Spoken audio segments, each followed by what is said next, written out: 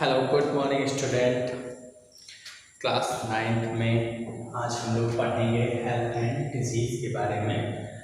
इसके पहले लेक्चर पे में भी इस बात पे चर्चा हो चुकी है कि हेल्थ एंड डिजीज़ क्या है, हेल्थ क्या है और डिजीज़ क्या है। तो आज बच्चों हम लोग बात करेंगे रोग उत्पन्न करने वाले कारक के बारे में। तो रोग उत्पन्न करने वाले कारक कौन कौन से हो सकते हैं, इनके बारे में चर्चा होगी। तो थोड़ा सा हम लोग चाहते हैं कि रिकैप हो जाए कि पहले हम लोगों ने क्या पढ़ा था। तो हम लोगों ने पढ़ा था हेल्थ एंड डिजीज़। जैसा कि बच्चों हेल्थ और डिजीज़ दोनों को हम लोग काफ़ी गंभीरता से लेते हैं कि हेल्थ और डिजीज़ को हम लोग काफ़ी गंभीरता से लेते हैं कि हर व्यक्ति को अपनी हेल्थ की चिंता होती रहती है कि मेरा हेल्थ कैसा है ना, हम लोग कैसे स्वस्थ रह सकते हैं। और सब लोग अपनी तरफ से जागरूक रहते हैं कि हमें कोई डिजीज़ ना हो, साफ सफाई का ध्यान रखते हैं ना, इन सब चीज़ों का ध्यान रखते हैं कि हमें किसी प्रकार की कोई डिजीज़ ना हो। तो हमने बच्चों हेल्थ की जो परिभाषा बताई थी, हेल्थ क्या है, तो हमने बताया था स्वस्थ शरीर की वह स्थिति जब शरीर के सभी अंग जो है सुचारू रूप से कार्य करें, ठीक है, ऐसी दशा को स्वास्थ्य या हेल्थ कहते हैं, स्वास्थ्य या हेल्थ कहते हैं। तो बच्चों इसमें हमने बताया कि शरीर की यह ऐसी दशा है जिसमें शरीर के सभी अंग सुचारू रूप से काम करें, ठीक है।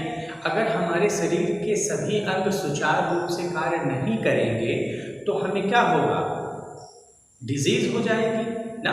तो इसलिए हमारे शरीर को सुचारू रूप से कार्य करना है, इनके अंगों को सुचारू रूप से कार्य करना है और वातावरण के साथ संतुलन बना के रखना है। यदि हमारा शरीर वातावरण से संतुलन नहीं बनाएगा तो क्या होगा, हमें सर्दी जुखाम या इस तरीके की जो डिजीज़ हैं वो हो सकती हैं। जैसे कि अगर बहुत ज़्यादा ठंडी हो या बहुत ज़्यादा गर्मी हो, पर हमारे शरीर का जो टेम्परेचर तो एक ही होना चाहिए, संतुलित होना चाहिए। वो भी कितना होना चाहिए, 98.6 ही होना चाहिए, चाहे गर्मी हो चाहे ठंडी हो। तो इस तरीके से हमारे शरीर को जो है वातावरण से संतुलन भी बनाना होता है। और उसी के विपरीत हमने बताया रोग क्या है। तो हमने कहा कि रोग जो है शरीर की वह दशा है जिसमें मानव के या एनिमल के या जितने भी सजीव जो हैं उनके अंग जो हैं ठीक प्रकार से कार्य ना करें तो उसे हम लोग क्या कहेंगे, डिजीज कहेंगे ना। जैसे हेल्थ में हमने क्या कहा, हेल्थ में क्या कहा हमने, हेल्थ में हमने कहा कि यह शरीर की वह दशा है जिसमें हमारे शरीर के जो अंग हैं वो सुचारू रूप से कार्य ना करें और वातावरण के साथ सुचारू रूप से कार्य करें और वातावरण के साथ संतुलन बनाए रखें। ये क्या है, हेल्थ की डिफिनेशन है। और डिजीज की क्या होगी, ये शरीर की वह दशा है जिसमें क्या होता है, इसमें जो अंग है वो सुचारू रूप से कार्य नहीं करते हैं और वातावरण के साथ जो है समन्वय या संतुलन नहीं बनाते हैं। फिर हमने और बताया कि तीव्र व लघुकालिक रोग। तो हमने बताया था तीव्र, जैसे कि इसके नाम से ही प्रतीत हो रहा है, तीव्र अर्थात ये ऐसे रोग होते हैं जो हमारे शरीर में जल्दी प्रभाव दिखाते हैं और जल्दी ही खत्म होते हैं।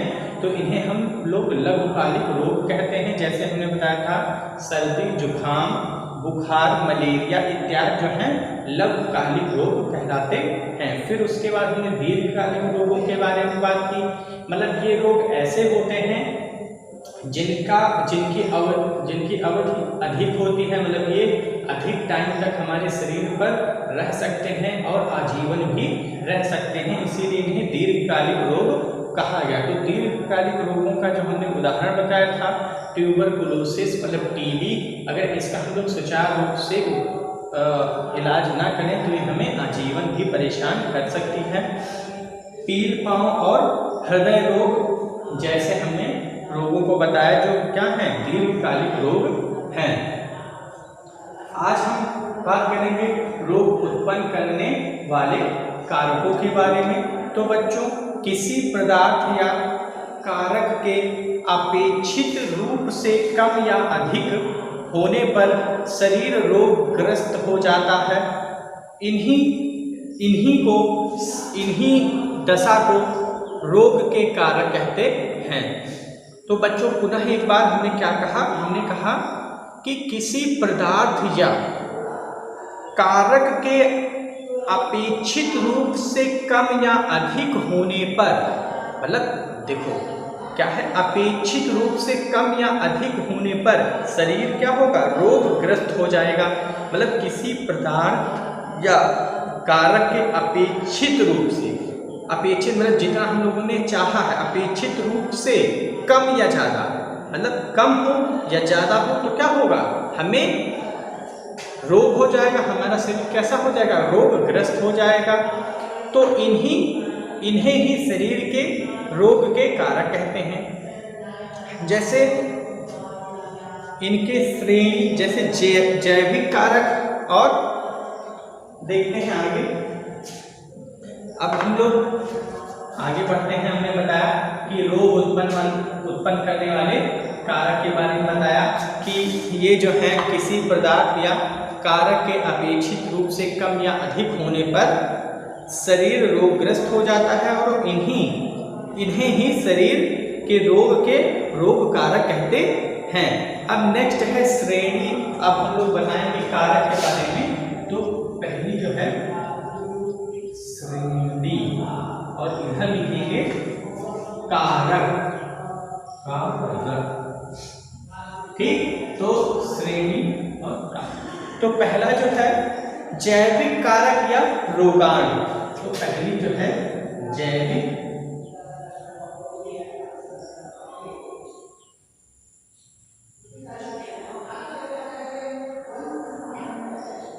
तथा जैविक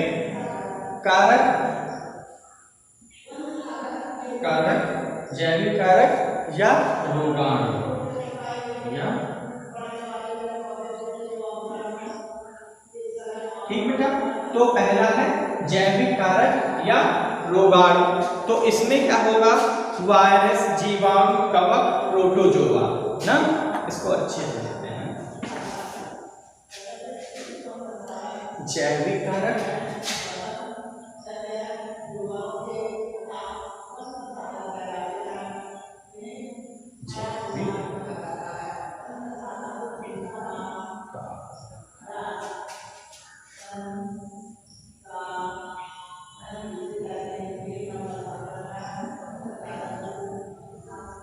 ठीक।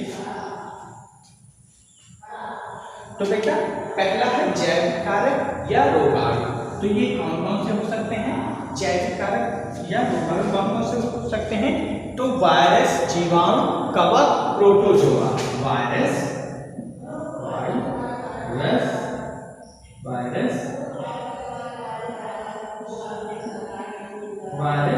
जीवाणु या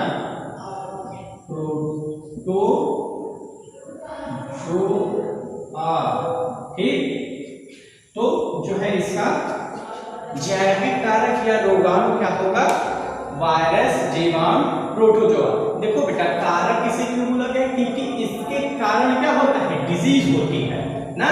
तो वायरस के कारण भी डिजीज होती है, जीवाणुओं के द्वारा भी, और प्रोटोजोआ के कारण भी क्या होती है, डिजीज होती है।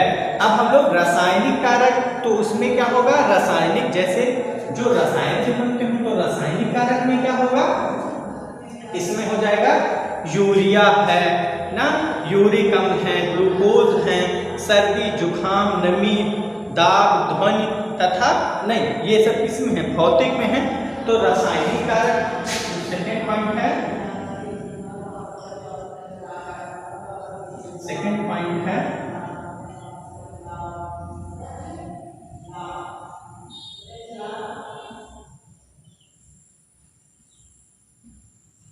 ठीक बच्चा।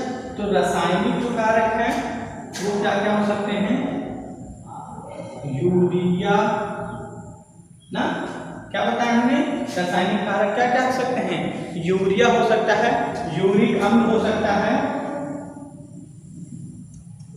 यूरिक अम्ल ना, यूरिया है, यूरिक अम्ल है तथा ग्लूकोज है ना, ग्लूकोज है। ये सब क्या है? ये रासायनिक कारक है ना। तो ठीक बेटा, तो ये सब क्या है? रासायनिक कारक है। इसी प्रकार भौतिक कारक क्या होंगे? तो ये भौतिक कारक भी जान लीजिए। भौतिक कारक क्या क्या होंगे? तो तीसरा नंबर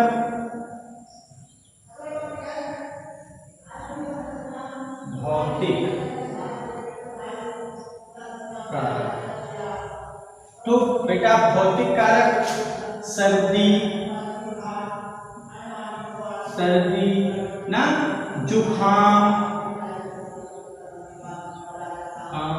ना, सर्दी जुखाम और गर्मी ना, ये सब क्या है? ये है भौतिक कारक। गर्मी ना, इनके कारण भी क्या होता है? डिजीज ना। तो ये क्या है? भौतिक कारक है। सर्दी जुखाम ना, ये सब क्या है? भौतिक कारक। सॉरी, जुखाम नहीं, जुखाम तो होगा सर्दी और गर्मी के कारण होगा, जुखाम नहीं। तो ये भौतिक कारक क्या है? सर्दी, गर्मी, नमी, दाब, ध्वनि, ये सब क्या है? ये सब है भौतिक कारक। मतलब जो जैसे ये क्या है? ये एक भौतिक संसार है। तो भौतिक संसार में क्या है? सर्दी जुखाम ना, ये सब क्या होंगे?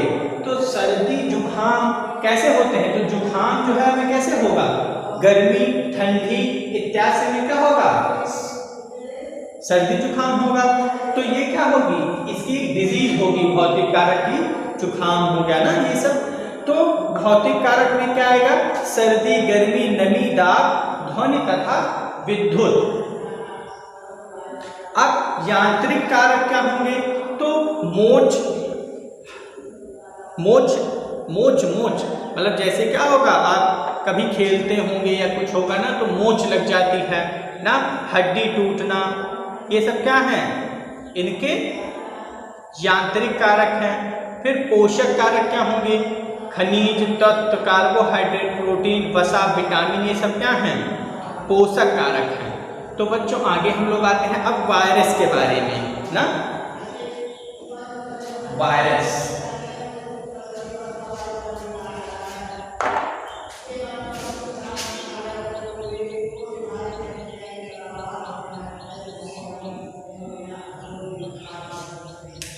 तो वायरस जंतुओं, पेड़ पौधों व जीवाणुओं के अंदर परजीवी के रूप में पाए जाते हैं।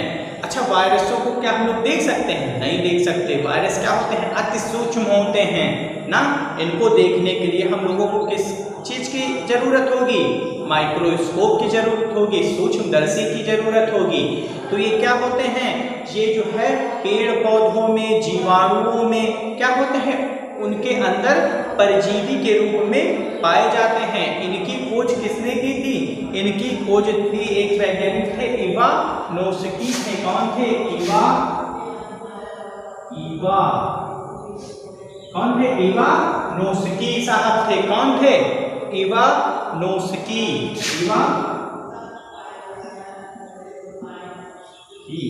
इवानोस्की साहब ने क्या किया था? वायरस की खोज की थी। किस सन में की थी? 1892 में इन्होंने वायरस की खोज की थी। कहाँ की थी? तंबाकू की पत्ती में की थी। तो बच्चों वायरस से अब बताएंगे इसमें वायरस से कौन कौन से रोग होते हैं ना, तो इसलिए वायरस जरूरी है। तो वायरस क्या है? वायरस कहाँ रहता है? तो ये जो है पेड़ पौधों व जीवाणुओं के अंदर कैसे परजीवी के रूप में रहता है। और ये क्या होता है? बहुत ही सूक्ष्म होता है। ठीक, तो सूक्ष्म होने के कारण इसे हम लोग अपनी खुली आंखों से नहीं देख सकते। और इसका जो अध्ययन है, इसकी जो खोज है, वो इवानोस्की साहब ने 1892 ईस्वी में तंबाकू की पत्ती में किया था इन्होंने। ठीक बच्चों, फिर हम लोग आगे बढ़ते हैं। अब वायरस की विशेषता के बारे में बात करते हैं। तो वायरस की विशेषता क्या है? तो वायरस जो है ये अति सूक्ष्म होते हैं, ठीक, तथा इनका जो अध्ययन है वो इलेक्ट्रॉन सूक्ष्मदर्शी द्वारा किया जाता है। किसके द्वारा? इलेक्ट्रॉन सूक्ष्मदर्शी के द्वारा इनका अध्ययन किया जाता है। दूसरा पॉइंट, ये इतने सूक्ष्म होते हैं कि इन्हें महीन से महीन छन्नी से भी नहीं छान सकते हैं हम लोग। तो बच्चों बस आज के लिए इतना ही। Thank you class.